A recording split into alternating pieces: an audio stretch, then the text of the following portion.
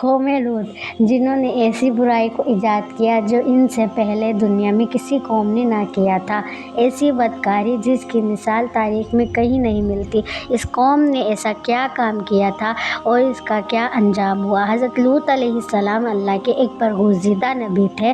آپ کے والد کا نام حاران تھا۔ آپ کی پیدائش عراق کے قدیم کے شہر عر میں ہوئی تھی۔ ان شہر میں ابراہیم کا مسکن تھا۔ دراصل لوط علیہ السلام کے والد حاران حضرت ابراہیم علیہ السلام کے سگے بھائی تھے، یعنی حضرت لوط علیہ السلام حضرت ابراہیم کے بھتیجے تھے۔ چونکہ حضرت لوط علیہ السلام کے والد ان کے بچپن میں ہی انتقال کر گئے تھے، لہٰذا حضرت لوط علیہ السلام حضرت ابراہیم نے بیٹا بنا کر پالا تھا۔ آپ حضرت ابراہیم پر سب سے پہلے ایمان والے میں سے تھے۔ آپ حضرت ابراہیم کے زمانے میں اہل سدوم کی رہنمائی کے منصب پر فائز تھے۔ حضرت لوط علیہ السلام کے بہت سے معجزات ہیں۔ آپ جس وقت بارش کی دعا کرتے تھے تو آسمان بادلوں سے بھر جاتا اور خوب بارش ہوتی تھی۔ حضرت لوط علیہ السلام جس پتھر پر سر رکھ کر سوتے تھے، اس پتھر پر آپ کے سر مبارک کا نشان بن جاتا تھا۔ سدوم وہ علاقہ تھا جہاں لوط علیہ السلام مبعوث فرمائے گئے تھے۔ سدوم کے آس پاس 5 نہایت خوبصورت شہر آباد تھے، جن میں سے ہر ایک کی آبادی لاکھ نفوس سے زیادہ ہی تھی۔ یہ علاقے نہایت ہی سرسبز و شاداب اور قدرت کی نہایت ہی حسین سایہ کار تھا۔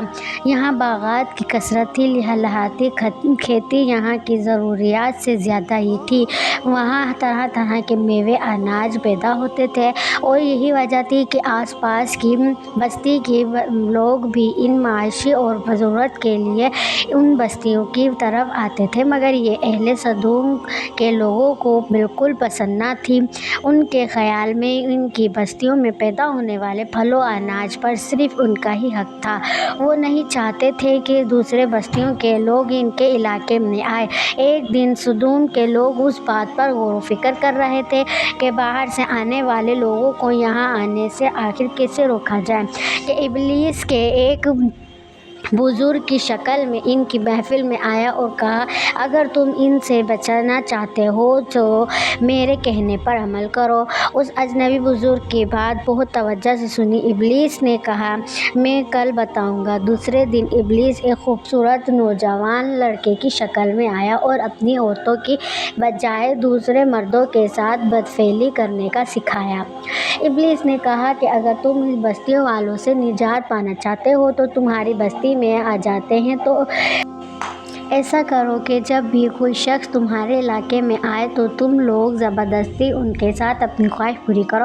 اس طرح یہ لوگ اس بستی میں آنا چھوڑ دیں گے۔ اپنی نفسانہ خواہش کے لیے مردوں سے بدفعلی اس قوم کا دستور بن گیا تھا۔ یہاں بے حیائی عام ہو گئی تھی۔ حکمران، سرداران، روسان اور ہر طبقے میں گھر گھر یہ عمل پھیل گئی تھی۔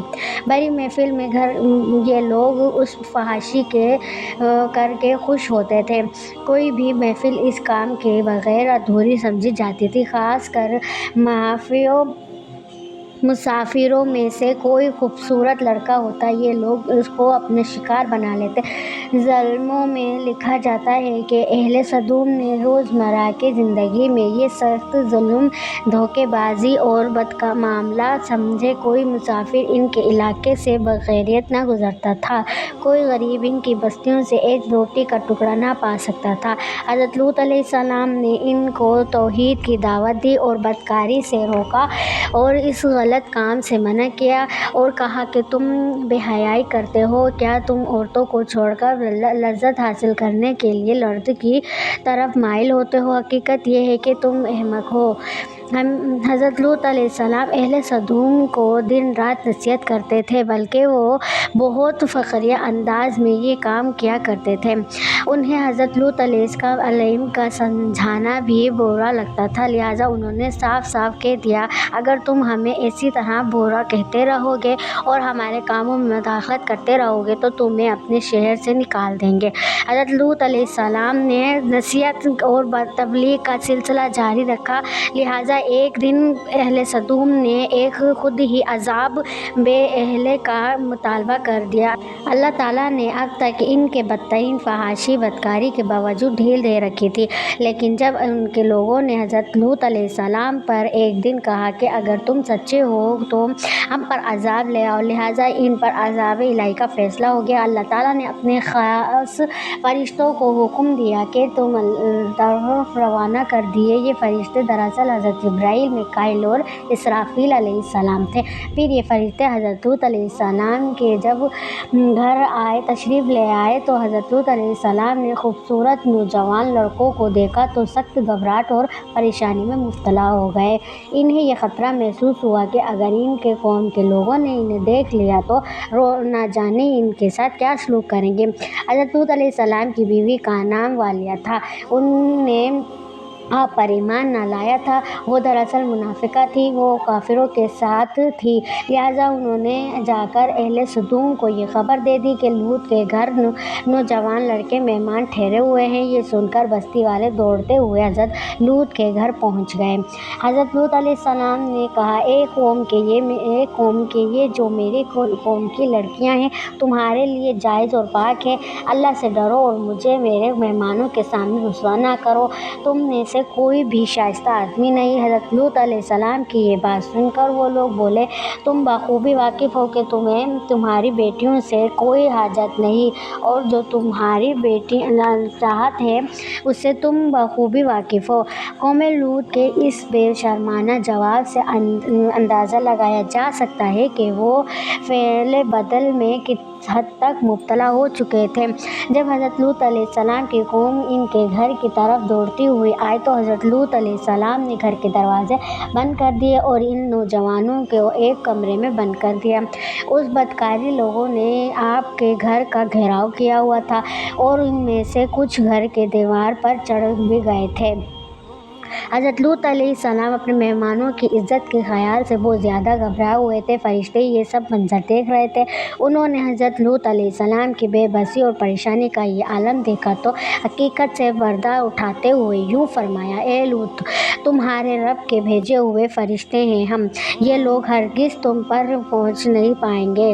ابھی تک کچھ رات کی دیر باقی ہے تو اپنے گھروں والوں کے لیے یہاں سے لے کر چل دو۔ ان میں سے کوئی شخص تمہارے پیچھے نہیں آئے گا اور تم میں سے کوئی شخص پیچھے مڑ کر نہ دیکھے۔ اہل صدوم کے لوگ لوط علیہ السلام کے گھر کا دروازہ توڑنے پر بضد تھے۔ حضرت جبرائیل علیہ السلام نے گھر سے باہر نکل کر اپنے پر کا ایک کونا انہیں مارا جس سے ان سب کی آنکھوں کے ڈھیلے باہر نکل آئے اور بصارت زائل ہو گئی۔ یہ خاص عذاب ان لوگوں کو پہنچا حضرت لوط علیہ السلام کے پاس بدنیتی سے آئے تھے۔ حضرت لوط علیہ السلام نے منظر دیکھ کر مطمئن ہو گئے، گھر والوں کے ساتھ رات ہی کو نکل گئے۔ ان کی بیوی بھی ان کے ساتھ تھی، لیکن کچھ دور جا کر وہ واپس اپنی قوم کی طرف پلٹ گئی اور قوم کے ساتھ جہنم رسید ہو گئی۔ صبح کا آغاز ہوا تو اللہ تعالیٰ کے حکم سے حضرت جبرائیل علیہ السلام کو بستی میں بھیجا اور حضرت جبرائیل علیہ السلام بستی کو اپنے پر سے اٹھا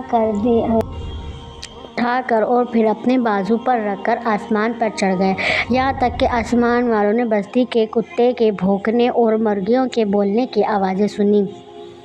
پھر اسی بستی کو زمین پر دے مارا، جس کے بعد پتھروں کی بارش ہوئی۔ پھر پتھر بھی مرنے والوں کا نام لکھا ہوا تھا۔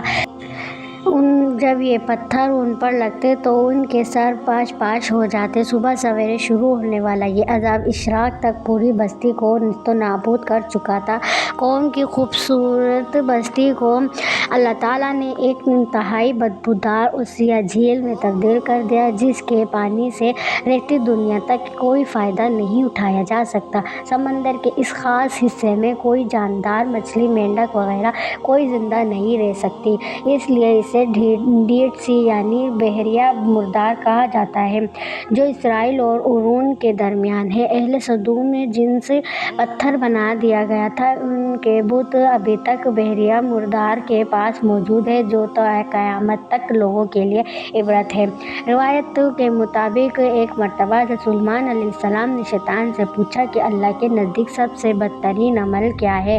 ابلیس بولا، جب مرد مرد سے بدفعلی کریں گے، عورت عورت سے مد خواہش پوری کرے گی۔ حضرت ابن عباس سے روایت ہے کہ رسول اللہ صلی اللہ علیہ وسلم نے فرمایا کہ اس شخص پر اللہ کی لعنت ہے جو قوم لوط والا عمل کرے۔ کیسی لگی آپ کو ہماری آج کی ویڈیو؟ اسی طرح کی ویڈیوز دیکھنے کے لیے ہمارے چینل کو فالو کریں اور لائک کریں، شیئر کریں۔ ہمارے چینل کو فالو کر کے بیل آئیکن کو کلک کریں تاکہ ہمارے آنے والی سب سے ویڈیو آپ کے تک ضرور پہنچے گی۔ ملیں گے کسی اچھی نیکسٹ ویڈیو کے ساتھ، جب تک کے لیے اللہ حافظ، دعاؤں میں یاد رکھیے گا۔